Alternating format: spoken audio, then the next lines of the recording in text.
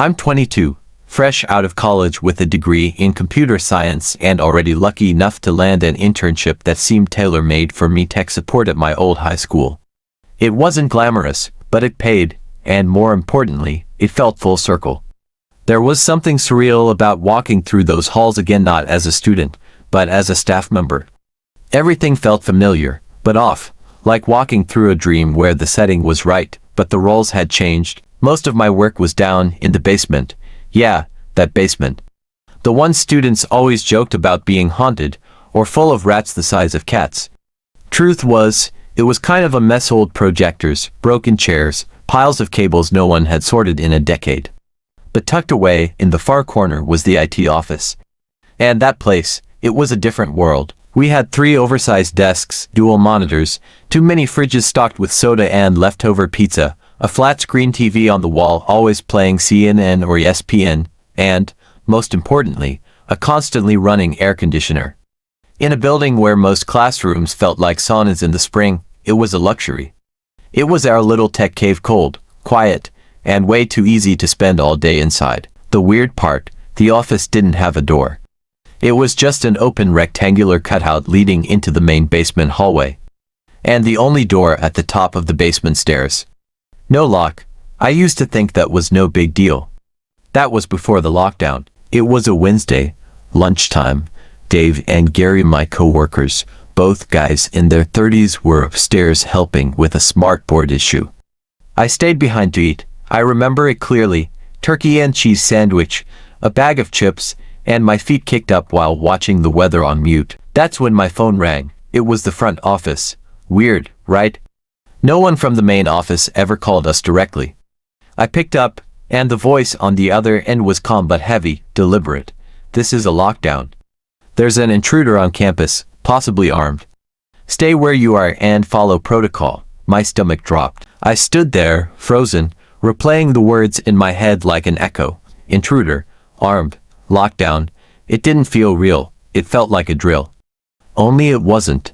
I immediately shut off the lights, turned off the monitors, and pulled my chair into the far corner of the room. The only light came from my phone screen as I texted Dave and Gary. Me, WTH is going on. Are you guys okay? No response. Upstairs was silent. To silent. I thought about calling the office back, but protocol was clear. No calls. No movement. Wait, minutes passed. 10, 15, 20. Then I heard it. The basement door creaked open. A long, scraping metal sound echoed down the concrete stairwell. I froze, my heart thudding so loud I was sure it would give me away. Someone was coming down. Their footsteps were slow, steady, deliberate. Not rushing, not confused. They knew where they were going. They were coming here. I slid silently under the desk. The cold floor chilled my skin through my jeans. I didn't move, didn't breathe. Then he walked in. No light, no words, just silence. I couldn't see his face, only the silhouette. Broad shoulders, tall frame, standing just inside the room like a statue. My muscles locked. I kept praying he'd turn and leave. Just walk away, but he didn't. He just stood there. Then dash was ... My phone lit up. I'd forgotten to silence the alert tone. The man shifted. The sound of his boots on concrete came again, this time moving toward me ... I had seconds. I bolted out from under the desk, hands in the air, voice trembling. Please.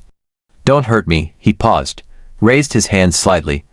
His expression was unreadable in the dim light. He wore a red flannel shirt, dark jeans, and a deep red baseball cap. He looked like someone's dad. Like someone normal, someone out of place. I'm not gonna hurt you, he said, voice low. I'm hiding too. Some teacher told me to get down here during the lockdown. I was just picking up my kid.